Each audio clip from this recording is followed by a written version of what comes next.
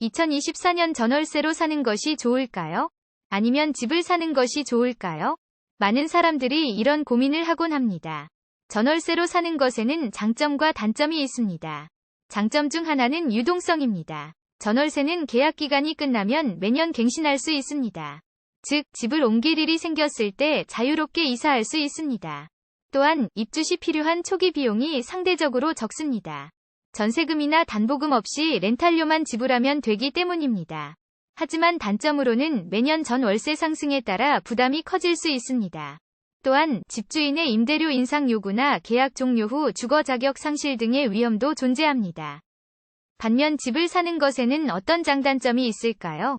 주택을 소유하면 안정적으로 주거할 수 있습니다. 매년 상승하는 전월세에 대한 걱정이 없습니다. 또한 집을 소유하면 자신만의 공간을 꾸밀 수 있으며 개조도 자유롭게 할 수 있습니다.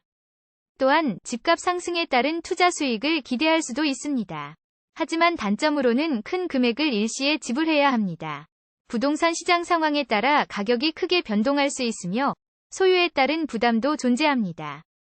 또한 이사를 하려면 집을 팔아야 하거나 임차인을 구해야 하는 불편함도 있습니다.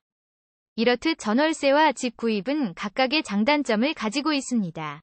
따라서 결정을 내리기 전에 자신의 상황과 우선순위를 고려해야 합니다. 예를 들어, 일자리의 불안정성이 큰 경우에는 전월세가 더 유리할 수 있습니다. 그러나 장기적인 안정적인 주거를 위해서는 집을 사는 것이 바람직합니다. 집을 사기 위해서는 적절한 금융계획이 필요합니다. 자산을 축적하고 향후에도 안정적으로 주거하고 싶다면 고려해볼 만한 선택지일 것입니다. 또한 대출금의 이자 부담이 있다는 것을 유념해야 합니다.